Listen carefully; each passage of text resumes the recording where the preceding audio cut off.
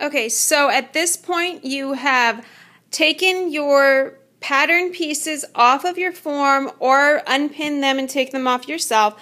Iron them flat so that your markings of your pleats that you had done as well as your darts are ironed flat so that you can easily pin. You always want to make sure that your pattern piece and fabric have been ironed. That way you achieve the most accurate piece when cutting. Now, if you make sure and read your pattern pieces carefully, you'll see that this particular pattern that we're doing this time has a left front and a right front. So you only need to cut one. So what you do is you go ahead and open up and one layer of your fabric. You don't need to cut two layers and waste the fabric. So along with those lines, you do need two pieces of your back cut as well as your facings and neck bindings. So what I have done is cut roughly about a yard, measured out what I needed first, and then cut it before I opened up to a single layer of fabric so that I only use what I need on a double layer. Now, yes, this does give me a large section here that is not being used. However, it is square enough that because it's on the fold, we can set it aside and use it for another project. And even though we do have a piece that requires 4 of them to be cut, if you have carefully measured, as I have, I'm going to end up cutting that out of this section here and keeping this solid so that I can again use it for a different project. Now, as I said, even though I am doing view C, I am adapting it to an alternate view that we're going to call view D that was not seen on the pattern itself, which would be the wider open neck and the 3/4 length sleeve. So I have my sleeve already cut. I just need to do my markings. Now, because it is a single layer as well as a very lightweight cotton, you can still do your tailor tacks for all of your markings if you choose, for all of your darts and all of your sewing points.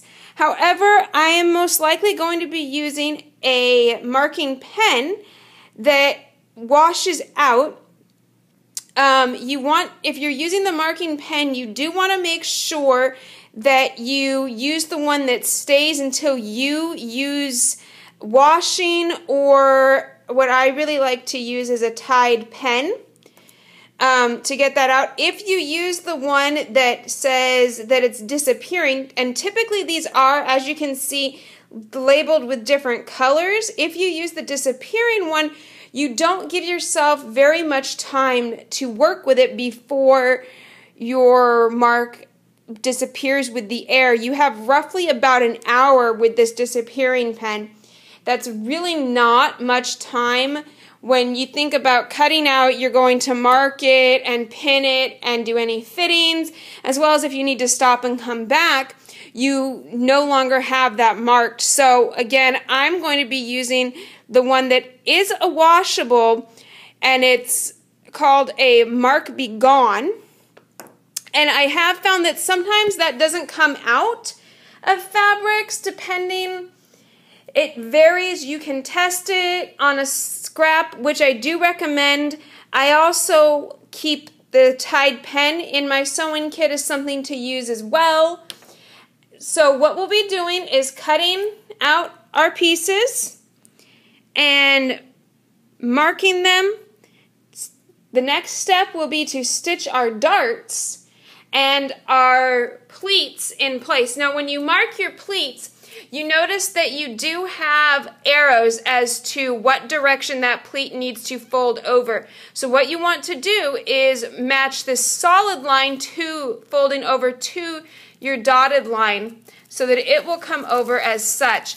Now, one way that you can remember to do this after you take it off is to make a little arrow with your marking pen as to what direction that needs to be going, because you do have 2 pleats, one on each side of your blouse that is opposite of your other pleats. Now that's just to make sure that it lays flat and doesn't gap. as well as when we are going to be stitching on our facing and our binding for our neck. Something to remember is that we do not have a 5/8 inch seam allowance here. We have a 3/8 seam allowance. So again, I'll reiterate that when we get to that point. That's not going to be for a little while in our steps. Your next step, and mine as well, will be to cut out your fabric now that you have it pinned. And again, you will have quite a bit of excess because you have opened this up to do one layer. Never throw fabric away. This excess here can be used for bindings. It can be used for craft projects, other sewing projects. So hold on to it. You don't know if you're going to need it. After all, you don't want to waste it. And you also want to make sure that you have everything cut out and sewn before you ever decide to get rid of a fabric. So, as always, hope that you enjoy your next step, and I will be back shortly.